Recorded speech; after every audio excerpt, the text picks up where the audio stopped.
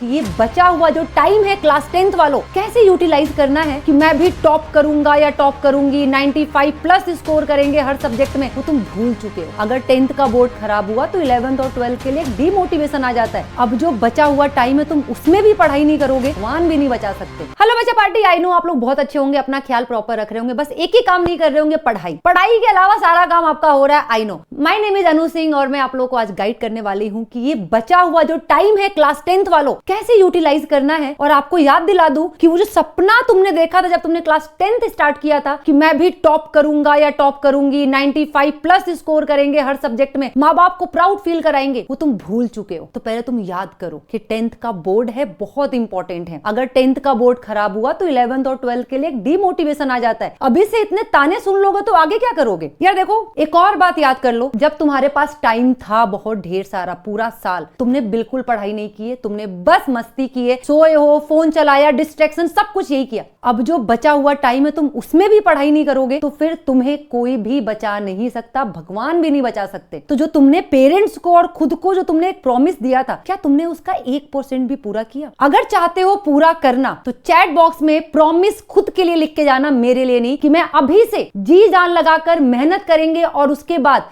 95 plus score करेंगे। अगर आपने इस बचे हुए टाइम को गवा दिया, मैं तुमसे प्रॉमिस करती हूं कि तुम अच्छे मार्क्स से पास भी नहीं हो पाओगे। पेरेंट्स को प्राउड फील कराना तो दूर की बात है। भाई कितना मेहनत किया है तुम्हारे पेरेंट्स ने तुम्हारे ऊपर, सोचो जरा। तो आ जाइए, आज की क्लास में हम डिस्कस करेंगे कि ये जो बचा हुआ 30 दिन है सब्जेक्ट के हिसाब से कैसे खत्म करेंगे। अब इसके लिए मैं लेकर आई हूं आपके लिए बीट स्ट्रेटेजी। बीट स्ट्रेटेजी बेटा आपके इस बोर्ड के एग्जाम के लिए लास्ट फाइनल एक स्ट्रेटेजी है। बंद करो इधर उधर घूमना, दोस्तों के साथ शेयर करो, उन्हें भी बताओ कि उन्हें अपने बोर्ड के एग्जाम के लिए कितना जरूरी है सीरियस होना। तो एक बार इस वीडियो को पूरा एंड तक जोड़ना, एंड तक देखना और साथ में कमेंट में बीट स्ट्रेटेजी लिख कर जाना और खुद से एक प्रॉमिस भी करके जाना, खाओ कसम कि तुम इस स्ट्रेटेजी को पूरे दिल से फॉलो करोगे। यार देखो, बीट का अगर मैं फुल फॉर्म बताऊं तो BEAT, जीत। तो बीट का मतलब है सबसे पहले, बी मतलब ब्लास्ट रिवीजन, मतलब सिलेबस को जल्दी से कवर करना। ई का मतलब है हमारे पास एग्जाम स्टाइल प्रिपरेशन। बहुत सारे बच्चे यहाँ पे इस मिथ में हैं कि मैंने तो जेई की प्रिपरेशन करी है, मैंने तो नीट की प्रिपरेशन करी है,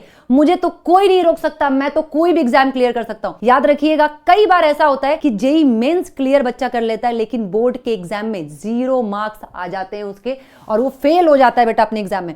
ए मतलब एनालिसिस और रीफोकस। सबसे पहले आपको अपने बोर्ड के एग्जाम को, अपने पेपर को एनालिसिस करना है, पढ़ना है, उसके बाद जो भी फोकस नहीं किया है, गलती किया है, गलतियों को सुधार के रीफोकस करना है आपको। टी मतलब टाइमिंग और स्पीड का पूरा प्रॉपर ध्यान रखना है, क्योंकि कई बार ऐसा होता है कि पेपर लिखने पूरा बैठते हो, जल्दबाजी में पेपर पूरा गड़बड़ करके चले आते हो और राइटिंग भी बहुत गंदी कर देते हो क्योंकि टाइम और स्पीड पर आपका मैनेजमेंट अच्छा नहीं है। तो स्टार्ट करते हैं। 90 प्लस स्कोर करना है हमें जल्दी से। सबसे पहले 1 से लेकर 7 दिन, सिर्फ 7 दिन की प्लानिंग होनी चाहिए और कुछ नहीं। इस 7 दिन में हमें लेना है पूरा तीनों के तीनों सब्जेक्ट। देखो यार, मेनली अगर हम 3 सब्जेक्ट की बात करें क्लास 10th में तो मैथ, साइंस और सोशल साइंस। इंग्लिश बच्चा वैसे भी एग्जाम से पहले पढ़ता है तो हिंदी भी बच्चा वैसे भी एग्जाम से पहले ही पढ़ता है, लेकिन ऐसा जरूरी नहीं है कि आप उसको सीरियस नहीं लेंगे। इंग्लिश और हिंदी को भी आपको टाइम देना है। इस 7 दिन में बेटा आपको कैसे भी करके मैथ, सोशल साइंस और साइंस के चैप्टर्स कंप्लीट करना है। वन शॉट के थ्रू कैसे कंप्लीट करना है? फास्ट रिकैप के थ्रू। अब वो टाइम आ गया जहां पे अब आपको 8 से 9 घंटे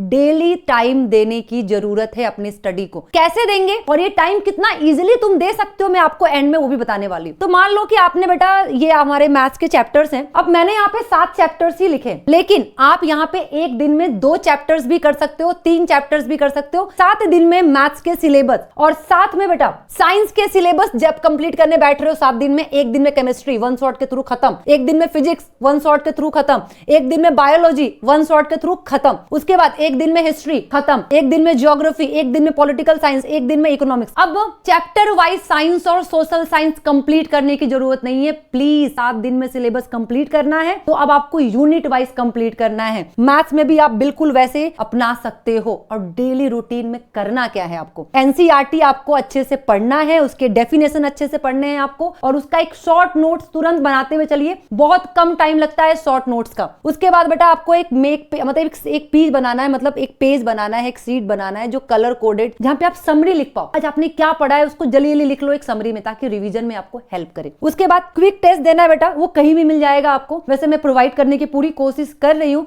जिसके लिए संडे को मैं लाइव आने वाली हूँ, उसमें मैं बताऊंगी आपको कैसे चीजें कहाँ मिलने वाली है आपको। फिर उसके बाद रिव्यू देना है बेटा, हर वीक में अपने आपको, मतलब हर वीक एरिया में आपको अपना एक देखना है कि भाई मेरा कौन सा वीक एरिया है, उस पर आपको 5 से 10 मिनट एक्स्ट्रा फोकस करने की जरूरत है। तो अब हमारा ये हो गया कि 7 दिन में हमें कैसे सिलेबस कंप्लीट करना है, ये तो डन हो गया। यूनिट वाइज चैप्टर कंप्लीट करेंगे, लेकिन 7 दिन में 90% सिलेबस तो अपन उड़ा देंगे, खत्म कर देंगे, ताकि जब हम बचे हुए अपने 30 दिन में अगर हम यूज करेंगे बेटा, बचे हुए में, ठीक है, बचे हुए दिन में अगर हम अपना 23 दिन अगर देखें, 23 दिन में हम रिवीजन करें, उसमें इंग्लिश हिंदी को भी हम फोकस में कर पाए। ठीक है, अब हमारे ये हो चुके हैं। 8वें से लेके 14वें दिन तक हम क्या करने वाले हैं, ये हमारे अब बचे हुए 7 दिन है। डेली अब आपको 2-2, 3-3 चैप्टर्स उठाने हैं, उन पे रिव्यू देना है और उनके न्यू प्रॉब्लम्स खोजने हैं। जैसे मान लो आपने फर्स्ट चैप्टर उठाया रियल नंबर, आपने उसको पढ़ा, और ऐसे नहीं कि उसको 2-3 घंटे लेके बैठे हुए, नहीं, उसे तुरंत खत्म करो, 1 घंटे के अंदर उस पे क्वेश्चन सब कुछ, पीवाईक्यू सब कुछ खत्म कर दो। ठीक है, उसके बाद बेटा अब आपको यहाँ पे अपने 4-5 साल भी नहीं कर रहे हो तो कम से कम 3 से 4 साल के प्रीवियस ईयर क्वेश्चन जरूर सॉल्व करो, जरूर। ये बहुत कंपलसरी है कि आपको प्रीवियस ईयर क्वेश्चन सॉल्व करना ही करना है, दिस इज कंपलसरी। उसके बाद मार्क मिस्टेक्स एंड नोटबुक, अपने मिस्टेक को बेटा मार्क करो कि तुमने सेम डे, मान लो कि तुमने कुछ पढ़ा और तुम्हें कुछ समझ में नहीं आया, तुमने कुछ पढ़ा, तुमने रिवीजन किया, वो तुमसे गलत हो गया या तुमसे वो क्वेश्चन गलत हो गया, उसी दिन उस गलती को सुधारो। अगला दिन नहीं है तुम्हारे पास कि तुम उस गलती को कल सुधारोगे। एक दिन छोड़ने का मतलब है, एक दिन पढ़ाई न करने का मतलब है तुम बहुत पीछे चले जाओगे बेटा। उसके बाद क्या कह रहा है, give 1 half syllabus practice test in 1 hour. अब तुमने मान लो सिलेबस कंप्लीट हो गया, मैथ्स का तुम आधा चैप्टर उठाओ और अपने टेस्ट दे दो। ठीक है, साइंस का तुम आधा चैप्टर उठाओ, या फिर साइंस का तुम केमिस्ट्री उठाओ, टेस्ट दे दो, बायो उठाओ, टेस्ट दे दो। ये तुमको टेस्ट इजीली ऑनलाइन हर जगह मिल जाता है, मैं आपको लिंक प्रोवाइड कर दूंगी। ठीक है, धीरे धीरे कॉन्फिडेंट फील करोगे, कॉन्फिडेंस धीरे धीरे आएगा। ऐसा नहीं कि तुमने आज पढ़ाई करना शुरू किया तो तुम्हारे अंदर कल आ जाएगा। भाई इतने सालों से पढ़ाई नहीं किया है तो थोड़ा टाइम तो लगेगा बेटा, थोड़ा और टाइम दो। उसके बाद क्या करोगे बेटा, ध्यान में सुनिएगा,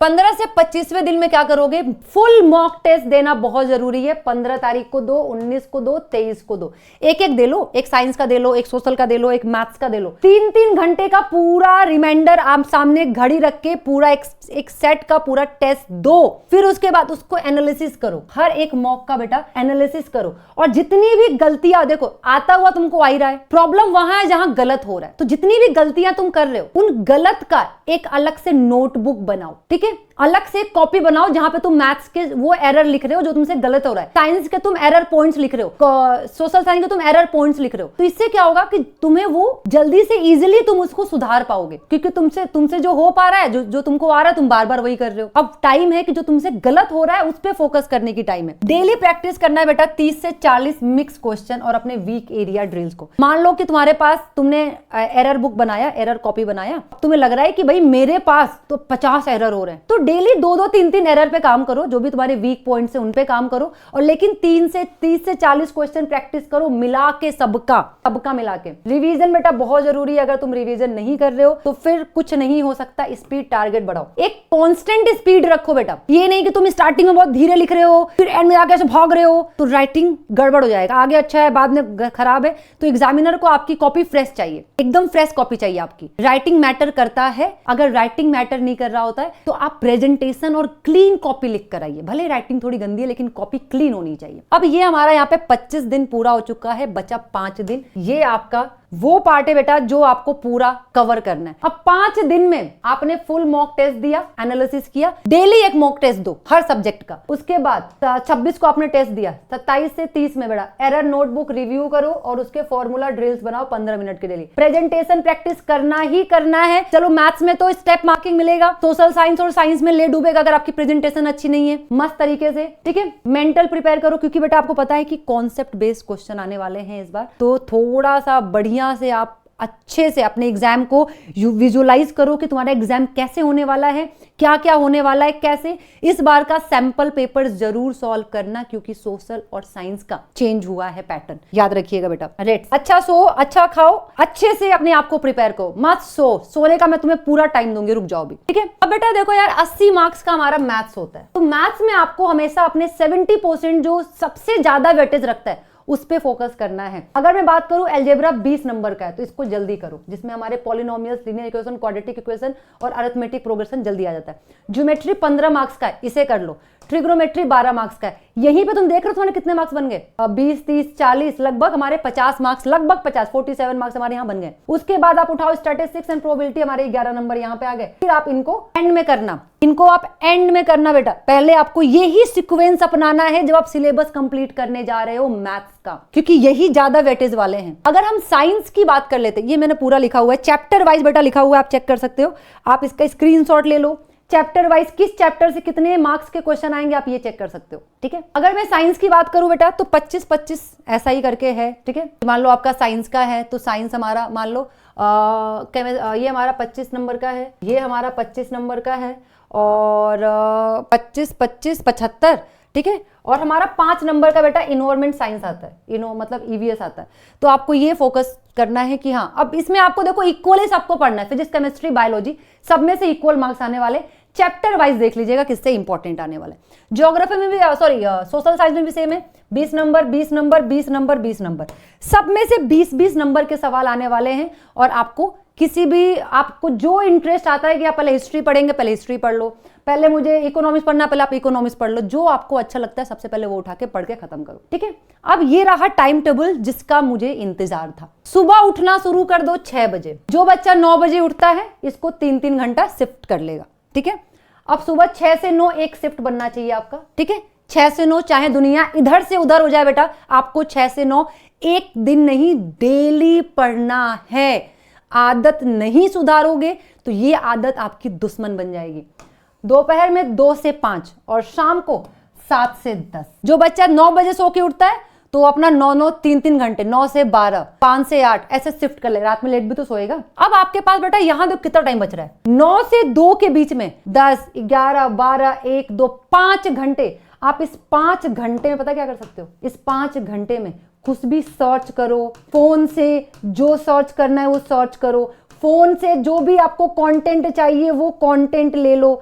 लेकिन इनके बीच में ना फोन चलाओगे ना कुछ चलाओगे। फोन से अगर आप सिलेबस कंप्लीट कर रहे हो तो लेकिन कोई रील नहीं, कुछ नहीं। यहां पे आपके पास 2 आवर्स बच रहे हैं, थोड़ा सा घूम लो, थोड़ा सा वॉक कर लो, घर वालों से बात कर लो, चीजें कर लो। और याद रखना आपका जो सेट होना चाहिए बेटा पोमोडोरो टेक्निक पे होना चाहिए। मान लो 25 मिनट का एक सेट, फिर 5 मिनट का ब्रेक, ऐसे होना चाहिए। अब देखो तुम कितना 10 बजे तुम फ्री हो जा रहे हो, और डेली रात में सोने से पहले आपको एक रूटीन बना के सोना है कि कल तुम्हें क्या करना है। और साथ में दिन भर तुमने जो भी पढ़ा है रात में सोने से पहले उसे क्विक रिवीजन करके सोना है। और सुबह उठते ही रिकॉल करो कि तुमने कल क्या क्या पढ़ा था, कॉपी किताब बिना छुए। लाइन बाय लाइन मत याद रखो, लेकिन कॉन्सेप्ट याद करने की कोशिश करो। तो ये आपका टाइम टेबल है। और 8 घंटे बहुत है बेटा, बहुत है। 3, 3, 6, 9 घंटे। इसके बाद तुम्हारे पास कितना टाइम बच रहा है, तुम क्या कर सकते हो, और भी चाहो तो तुम और भी पढ़ सकते हो। अब देखो यार,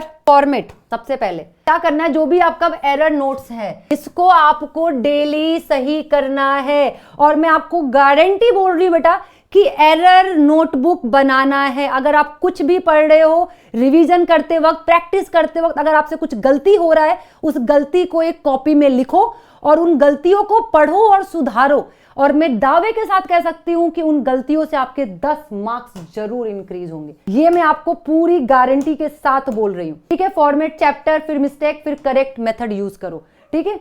सेम डे आपको प्रैक्टिस करना है। जैसे कि मान लो आज गलत हुआ है तो आज ही उसे सही करके उस पर प्रैक्टिस भी करना है। लेट नहीं करना है कि नहीं अब मैं कल करूंगा ना। कल तो बेटा आया ही नहीं तुम्हारी लाइफ में, आज तक आया है क्या? कल करते करते तुम्हारी लाइफ में तो वो कल आया ही नहीं जिस दिन तुम पढ़ाई शुरू कर पाओ। अब कर दो नालायको, अब कर दो, ठीक है। रिव्यू करना है बेटा, रीड एवरी 2 डेज। आपने जो भी गलती की है बेटा उसको हमेशा देखो और पढ़ो, क्योंकि वो गलत होगा कहीं आगे जाके। Last 5 days only read error notebook. आप बचे हुए 5 दिन में अपने एरर नोटबुक को पढ़ो, रिवीजन करो। एक्स्ट्रा अब पढ़ने की जरूरत नहीं है, कोई दूसरी बुक खोलने की जरूरत नहीं है। जितना पढ़ा है सिर्फ उसी को रिवाइज करो, वरना जो पढ़ा है उस पे पानी फेर दोगे। समझ में आया आपको? चलिए अब अगर बात करें बेटा सबसे परफेक्ट प्रेजेंटेशन, अगर मैं देखूं तो 5 से 10 नंबर आपके परफेक्ट प्रेजेंटेशन दिलाते हैं। राइट स्टेप बाय स्टेप, ऐसा नहीं कि तुमने कुछ और लिखा फिर दूसरा स्टेप खा के तीसरा स्टेप, स्टेप बाय स्टेप लिखना है आपको। बॉक्स बनाना है फाइनल आंसर में, उसके बाद डायग्राम्स बनाना है बेटा। लेबल, अगर आप कोई डायग्राम बना रहे हो बायोलॉजी में या कहीं पे भी तो उसको लेबलिंग करो अच्छे से, क्या है कौन सा पार्ट है। सारे क्वेश्चंस जरूर अटेम्प्ट करना है। और हैंड राइटिंग बेटा अच्छी होनी चाहिए। हैंड राइटिंग एक मिनिमम साइज का एक अच्छा सा पेन यूज करो और आपकी हैंड राइटिंग बहुत अच्छी होनी चाहिए। तो ये बेटा प्रैक्टिस आपको डेली करना है ताकि प्रेजेंटेशन आपका अच्छा हो सके। समझ में आया? और आप देखोगे कि आपने 90 प्लस स्कोर कर लिया है। तो बेटा इस बीट रोड मैप को जरूर फॉलो करना है। फाइनली आपको ये 5 पॉइंट्स याद रखना है। Follow beat road map, maintain error notebook, उसके बाद complete 4 full length mock test हर चैप्टर हर सब्जेक्ट के, practice perfect presentation, study 6 hours नहीं बेटा, ये 9 आवर्स डेली आपको करना है। हर दिन आपको लगभग 9 घंटे पढ़ाई करना है। तो आई जस्ट होप कि आप लोगों को अच्छा लगा हो बेटा। Thank you so much. और प्लीज कमेंट बॉक्स में अपना प्यार दीजिएगा और मेरे लिए नहीं खुद के लिए #बीट लिख कर जाइएगा और प्रॉमिस भी करके जाइएगा। और मिलते हैं नेक्स्ट वीडियो में। जो आपको नेक्स्ट वीडियो चाहिए वो कमेंट कीजिएगा। All the best, thank you so much.